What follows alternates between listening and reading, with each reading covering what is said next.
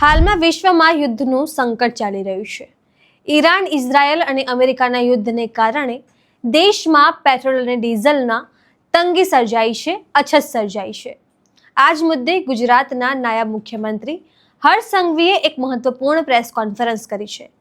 નમસ્કાર, હું છું ચંદ્રિકા પુત્ર નિરાલી. આવો સાંભળીએ હર્ષ સંઘવીએ શું કહ્યું.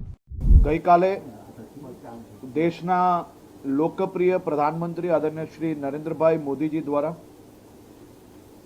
તમામ રાજ્યના મુખ્યમંત્રીશ્રીઓ જોડે એક બેઠક યોજવામાં આવી હતી.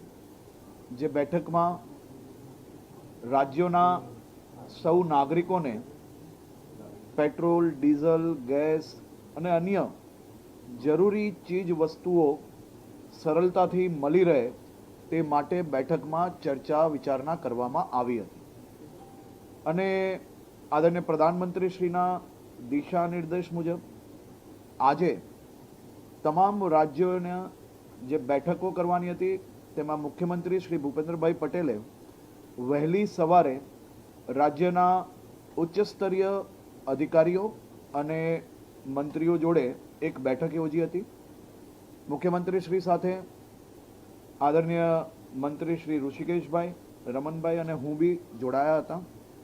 અને તમામ અધિકારીઓ જોડે આવનારા દિવસોમાં રાજ્યના સૌ નાગરિકોને જરૂરી એલપીજી હોય, પીએનજી હોય કે પછી પેટ્રોલ, ડીઝલ કે અન્ય જરૂરી ચીજ વસ્તુ કે ખાતર, આ બધા જ વિષયોની આજની પરિસ્થિતિ અને આવનારા દિવસોની સપ્લાયની વ્યવસ્થાઓ આ જ રીતે હજી વધુ સરળતાથી લોકોને કઈ રીતે મળી રહે તે માટે મુખ્યમંત્રીશ્રીએ ખાસ કરીને વિભાગના સૌ વડાઓને સૂચના બી આપી છે. અને ડિટેલ્ડ બેઠકની અંદર જે 5 દિવસ પહેલાં જે પ્રકારે પેટ્રોલ, ડીઝલની કારણ વગરની અફવાઓથી લોકો કોઈ બી એવી વાતમાં ના આવે તે માટે રાજ્ય સરકારે તમામ જિલ્લાઓની અંદર સૂચનાઓ બી આપવામાં આવી છે કે આવી કોઈ બી અફવાઓ ફેલાવનારને તાત્કાલિક પગલાં ભરીને કડકમાં કડક પગલાં ભરવામાં આવે.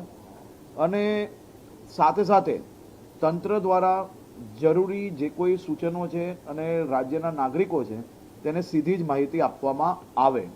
મારી રાજ્યના સૌ નાગરિકોને વિનંતી છે કે આ પ્રકારની કોઈ બી અફવાઓ તમારા ઉપર મેસેજો આવે તો આપ ડાયરેક્ટ સરકારી લાગતા વળગતા વિભાગમાં સીધી જ જાણકારી મેળવો, જેથી તમારે કોઈ બી પ્રકારના ધક્કાઓ કે લાઇનમાં કોઈ જગ્યા પર લાગવાની જરૂર ના પડે.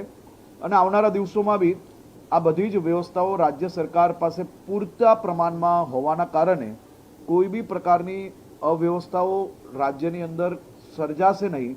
પરંતુ તમારે સૌ લોકોએ બી આવી અફવાઓથી દૂર રહીને સહયોગ આપવો પડશે. કેન્દ્ર સરકારનો ખાસ કરીને આભાર માનવો પડશે અને આભાર માનવો જ જોઈએ. આવી પરિસ્થિતિમાં જ્યારે અન્ય દેશોમાં બધી જ પ્રકારની વસ્તુઓની અંદર તકલીફ પડી, ઘણા દેશો એવા છે કે જે દેશોમાં એક દિવસનું વર્ક ઓફ આપ્યું છે, વર્ક ફ્રોમ હોમ આપ્યું છે. આપણા દેશમાં આ બધી જ પૂરતી વ્યવસ્થાઓ કરવામાં આપણી આ કેન્દ્ર સરકાર દ્વારા જે પ્રયાસ કર્યા ને પ્રયાસના કારણે આજે બી આપણે લોકોને પૂરતો જથ્થો જે કંઈ જરૂર છે એ મળી રહે છે. ખાસ કરીને રાજ્યમાં પીએનજી કનેક્શનને અગ્રતા આપવા માટેનો બી આપણે પ્રયાસ કરી રહ્યા છે. અમદાવાદની અંદર જે કોમર્શિયલ કનેક્શનો છે એ કોમર્શિયલ કનેક્શનો બી ટોટલ આવનારા 60 દિવસમાં 11,350 જેટલા કનેક્શનો આપણે જે છે એને પીએનજી કનેક્શન્સમાં લઈ જવા માટેનું આપણે જરૂરથી સફળતા પ્રાપ્ત થશે. એ જ પ્રકારે દેશભરમાં જે ગેસનું જે આપણું જે વિતરણ છે તેમાં ગુજરાત આજે દેશમાં મુખ્ય સ્થાને 23% પીએનજી ગેસ ધરાવતું કનેક્શન ધરાવતું રાજ્ય છે. એટલે આપણે મોટા ભાગની જે વ્યવસ્થાઓ છે એ પીએનજીથી સપ્લાય છે અને ખૂબ સારી રીતે સપ્લાય ચાલી રહી છે. હવે આવનારા દિવસોમાં સૌથી પહેલાં હોસ્પિટલ્સ, સ્કૂલ્સ અને બીજી સામાજિક સંસ્થાઓ જ્યાં અતિ આવશ્યકતા ધરાવે છે એવી જગ્યાઓ પર પીએનજી કનેક્શન્સ તાત્કાલિક ધોરણે એને પહેલાં પ્રાથમિકતાના ધોરણે એમને પહેલો મોસ્ટ પ્રાયોરિટીમાં આપણે લોકો એ કનેક્શન્સને આગળ વધારશો. આ ઉપરાંત દેશમાં 12% જેટલા સીએનજી ફિલિંગ સ્ટેશન એ બી ગુજરાતમાં કાર્યરત છે, ત્યાં બી બધી જ વ્યવસ્થાઓ કમ્પ્લીટ છે. વડાપ્રધાનશ્રીએ નવા પીએનજી કનેક્શન માટે કરેલી હિમાયતના પગલે રાજ્યમાં નવા કનેક્શન આપવા માટેનું કાર્ય યુદ્ધના ધોરણે હમણાં ચાલી રહ્યું છે. પાછલા 10 દિવસમાં 12,000થી વધુ પીએનજી કનેક્શન અને 300થી વધુ નવા કોમર્શિયલ કનેક્શનો અપાઈ ગયા છે. જે ટીમ છેલ્લા 2 દિવસથી 50 ગણી ટીમો એની અંદર કરવામાં આવી છે, જેનાથી લોકોને ઝડપથી કનેક્શન્સ મળી જાય.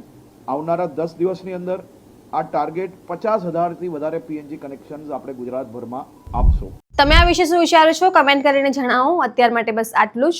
સમાચારને લગતી વધુ અપડેટ્સ માટે અમારી વેબસાઇટ www.gujaratplus.in પર પણ માહિતી મેળવી શકો છો. ધન્યવાદ.